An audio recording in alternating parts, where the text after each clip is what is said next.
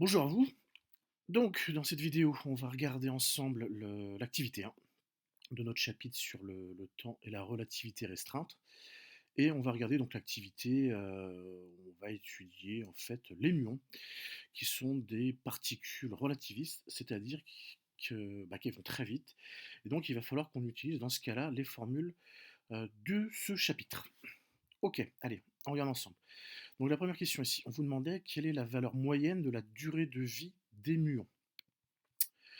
Donc dans le texte, hein, c'était noté, ici, hein, on vous dit qu'un muon, sa durée de vie, c'est 2 microsecondes.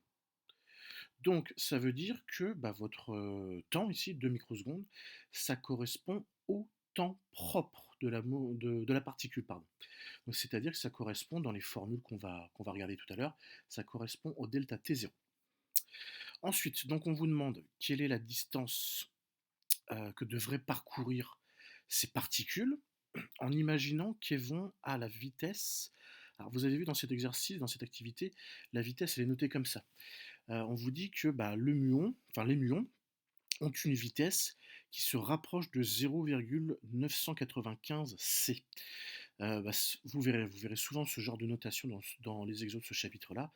Ça veut dire qu'en fait que bah, vos particules là, elles vont à 0,995 fois la vitesse de la lumière. Autrement dit, dans ce chapitre, on va utiliser la valeur exacte, hein, de la lumière, de la vitesse de la lumière, donc 299, 792, 458 mètres par seconde. Je rappelle que cette vitesse-là vous sera donnée dans les exos. Et donc, bah, V égale D sur delta T. La vitesse, c'est la distance divisée par le temps. Donc, ça veut dire que la distance, c'est la vitesse fois le temps. Autrement dit, bah, votre distance ici, c'est 0,995 c fois votre temps. Donc, en calcul, bah, ça nous fait 0,995 fois 299 792 458 fois votre 2 microsecondes, donc 2 fois 10 puissance moins 6 secondes. Si vous faites le calcul, et faites-le, et ben vous allez trouver une distance de 600 mètres. Donc ça veut dire que bah, voilà, les muons ont une durée de vie de 2 microsecondes, voilà, c'est acquis ça. Donc ils sont censés parcourir des distances de l'ordre de 600 mètres. Ok, on va regarder ensuite. Question 3. Donc on vous demande de calculer, de déterminer la durée de vie des muons si on se place dans un référentiel terrestre. C'est-à-dire que bah là en fait on est, je sais pas, on est dans un laboratoire sur la Terre, on est en train d'étudier les muons, et là le but de la question c'est de retrouver le temps de vie des muons quand on regarde les muons de la Terre. Donc, eh ben dans ce cas-là, on est obligé d'utiliser cette formule-là. Delta T' égale gamma fois delta T0. Donc je répète, hein, delta T0, on vient de le dire, c'est le temps de vie des muons. C'est le temps propre des muons, c'est-à-dire que c'est le temps à l'intérieur du muon. Si vous êtes qui à l'intérieur du muon, eh ben, c'est clair que la durée de vie du muon, c'est de 2 microsecondes. Delta T', c'est la durée de vie du muon mesurée sur la Terre ici. Donc voilà, on va regarder ça. Donc, delta T' égale gamma fois delta T0. On a vu dans le cours que bah, gamma, donc le facteur de Lorentz, c'est cette expression-là, 1 divisé par racine de 1 moins v carré sur c carré. Donc, bah voilà, comment est-ce qu'on peut exprimer la durée de vie dans le référentiel terrestre du muon. Qu'est-ce qu'on connaît? Bah, on sait que la vitesse du muon, c'est 0,995 c. Donc, dans cette formule-là, et bah, la vitesse, ici, qui est au carré, mais la vitesse v, bah, je vais la remplacer par 0,995 c, ici. Delta T0, on a dit que c'était 2 fois 10 puissance moins 6 secondes. Et on remarque une chose, c'est que, bah, vous voyez, vous avez c carré en haut, c carré en bas, ça s'enlève.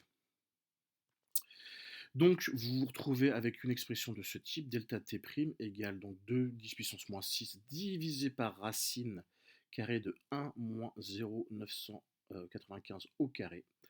Si vous faites le calcul, ça vous donne 2 fois 10 puissance moins 5 secondes, Autrement dit, votre delta T', il vaut 20 microsecondes. Alors, je reviens un petit peu là-dessus. Ouais, vous avez vu, donc là, on simplifie par c carré. Et en fait, c'est pour ça que souvent dans les exercices, eh ben, vous verrez que la vitesse de votre particule que vous êtes en train d'étudier, eh ben, elle est fonction de la vitesse de la lumière. On aurait pu vous donner une valeur exacte en fait ici, hein. Vous auriez pu même la calculer, hein. La calculer, bah, vous faites 0,995 fois la vitesse de la lumière, vous obtenez une valeur. Mais effectivement, vous voyez, dans cette formule-là, bah, ça peut être intéressant de garder cette expression-là en fonction de C, parce qu'en fait, on va s'apercevoir qu'on peut simplifier plein de choses. Ok, donc on va regarder un petit peu le résultat, et puis vous voyez, bah, il y a peut-être quelque chose un peu d'étonnant déjà. C'est que là, bah, on vient de dire que la durée de vie du muon, c'est 2 microsecondes. Donc ça veut dire que bah, si vous étiez à l'intérieur du muon, bah, votre muon il va durer 2 microsecondes. Et là on remarque quoi? Eh ben, on remarque que si on mesure la durée de vie du muon sur Terre, dans un laboratoire sur Terre, eh ben, on s'aperçoit que le temps, la durée de vie du muon, c'est 20 microsecondes. C'est-à-dire que, eh ben, on a l'impression ici, quand on est sur Terre, que le muon, eh ben, il va durer 10 fois plus longtemps. On a bien un rapport de 10 entre 2 microsecondes et 20 microsecondes. Donc sur Terre, le muon, on a l'impression que sa durée de vie c'est 20 microsecondes, alors qu'en réalité, à l'intérieur du muon, sa durée de vie est seulement de 2 microsecondes. Donc vous voyez, en fait, on a l'impression de mesurer la même chose, le temps, la durée de vie du muon, mais on s'aperçoit que si on est dans le référentiel objet ici, celui qui va dans le référentiel particule, on a un certain temps. Si on est dans un référentiel terrestre ici, on a un temps qui est différent. Donc bah voilà, le temps c'est relatif, hein, c'est pas forcément la même valeur selon d'où on parle, selon le référentiel qu'on prend.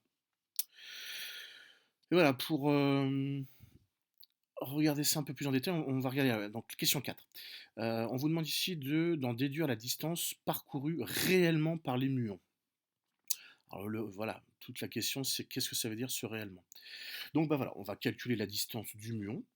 Donc la distance c'est la vitesse fois votre temps. Et bah cette fois-ci, alors la vitesse toujours, 0,995 fois 299 792 458. Et cette fois-ci, on va prendre le temps, on va prendre comme temps la durée de vie mesurée sur Terre. Donc on va prendre 20 microsecondes.